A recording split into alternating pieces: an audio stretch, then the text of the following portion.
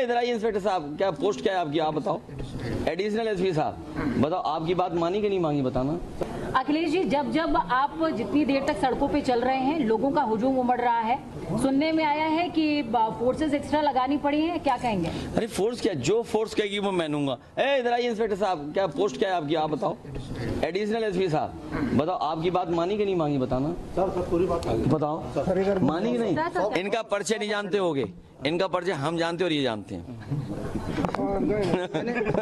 अच्छा बताओ, हम जानते हैं कि नहीं जानते? अब बताओ ना, सही बताओ। हाँ तब ठीक है, पुराना भी जानते हैं हम, इससे वाली पुरानी वाली पोस्टिंग भी जानते हैं। देखिए आप, तो ये जो कह रहे हैं हम उनका मान रहे हैं। बताओ, नहीं कहना मानो तो बता दो। बताओ आप। और बीजेपी वाले क्यों घूम रहे हैं अब, बंद हो गए वो लोग? अरे बहुत बधाई। सर योगी कह रहे हैं कि ये जो कहेंगे हम कहना मान लेंगे, जाइए। ये कहेंगे यहाँ रुके हम रुके, ये कहें जाइए हम जाएंगे। कितनी सीटें गठबंधन की हैं? प्रदेश में कितनी? देखिए, एक सीट के अलावा सब सीटें जीत रहे हैं। कौन सी सीट? एक लड़ाई में क्यूटो, वाराणसी, वो क्यूटो है, एक लड़ाई में है, उसको क्यों बाकी छोड़ दिया? सब इंडिया गठबंधन जीत रहा है। उसको क्यों छोड़ दिया? वो लड़ाई में है, थोड़ा बढ़ जाएगा, मेहनत करेंगे तो हम लोग। योगी जी कह रहे हैं नेपोटिज्म पे वोट नहीं देना है, राष्ट्रवाद पे वोट देना है। मेरी बहन, उन्हें नेपोटिज्म का मतलब नहीं पता होगा, इसलिए उनका जवाब नहीं दूंगा। क्योंकि आपके परिवार के 5 लोगों को टिकट मिला है। तो उनसे किसने रोका? परिवार बढ़ा लें, किसने रोका है भाई? आपको अगर लग रहा है कि हमारा परिवार लड़ रहा है तो किसने रोका है? अब भी अपना परिवार बढ़ाओ। ये जितने पुलिस वाले हैं सबका परिवार है, तुम्हारा परिवार होगा। और बीजेपी आज ले कसम कि ना परिवार वालों को टिकट देंगे और ना परिवार वालों से वोट मांगेंगे। तो बताओ कितने लोग बचे बीजेपी में, बताओ ना आप।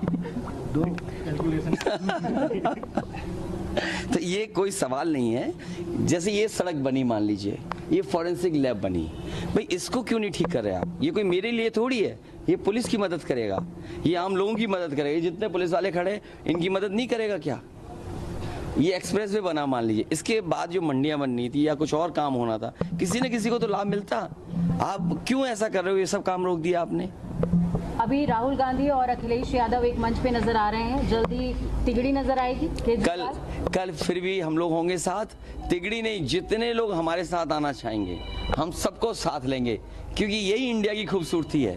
इंडिया की खूबसूरती यही है। लगातार सवाल उठाती है बीजेपी, सत्ता पक्ष लगातार सवाल उठाती है कि गारंटी आप भी दे रहे हैं, गारंटी कांग्रेस भी दे रही है, गारंटी आम आदमी ये पार्टी बीजेपी की गारंटी नहीं है, ये झूठी घंटी है।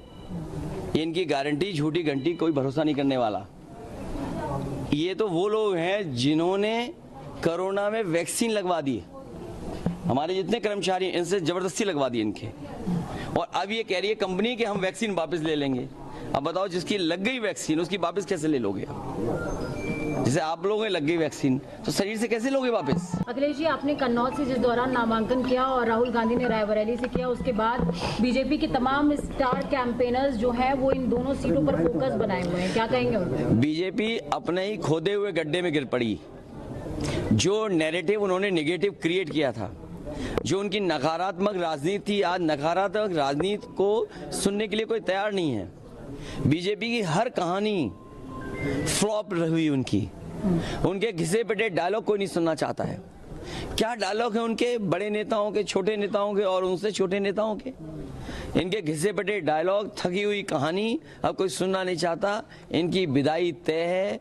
आप देखिएगा जब 4 जून को रिजल्ट आएगा तो बड़ी धूमधाम से भारतीय जनता पार्टी के लोगों की विदाई होने जा रही है। आरोप लगाया गया है, आप लोगों ने आरोप लगाया और पुलिस ने भी आरोप लगाया भारतीय जनता पार्टी के लोगों ने ट्वीट करके कि पुलिस सहयोग कर रही है समाजवादी पार्टी के लोग। देखिए, पुलिस अपना निष्पक्ष काम कर रही है। पुलिस अपना काम कर रही। पुलिस ने कहा कि आप बूथ मत जाइए, मैं बूथ नहीं जा रहा। उन्होंने कहा कि हम बीजेपी के सांसदों को भी बैठा देंगे, जो नेता बूथ में जाकर डरा धमका रहे हैं, तो हमने कहा हम भी नहीं कहीं जाएंगे।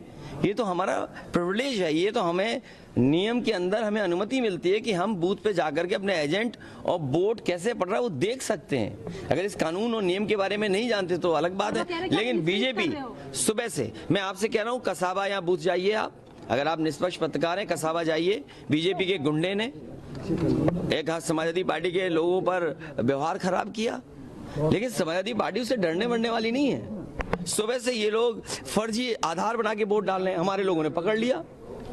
और मैं आपसे कह रहा हूं, ये कन्नौज के हमारे पत्रकार जानते होंगे, गुरसाईगंज में बताओ जिस समय चेयरमैनी का चुनाव था, हजारों संख्या में फर्जी आधार मिले थे कि नहीं मिले थे? ये बीजेपी के लोग फर्जी आधार भी बना लेते हैं, इतने फर्जी हैं कि बताओ, फर्जी आधार बना ले रहे हैं। बूथ कैप्चरिंग की भी आपने शिकायत की? अरे बूथ कैप्चर करेंगे तो हम भी पहुंच जाएंगे, ऐसा नहीं है। बूथ कैप्चर जल्दी बूथ कैप्चर करेगा तो जनता उनको, इसीलिए कहा खोट से नहीं जीत सकते, ये वोट से हारने जा रहे हैं। केजरीवाल जी के बाहर आने के बाद गठबंधन कितना सशक्त है? ये इंडिया गठबंधन की जीत है पीएम और इंडिया गठबंधन और मजबूत दिखाई देगा। पीएम कह रहे हैं इंडियन गठबंधन, इंडिया अलायंस पे वोट देना मतलब बर्बाद करना अपने वोट्स को। मैं तो कह रहा हूँ कि ज्यादा दिन रुकना उनका, इस देश को बर्बाद करना होगा।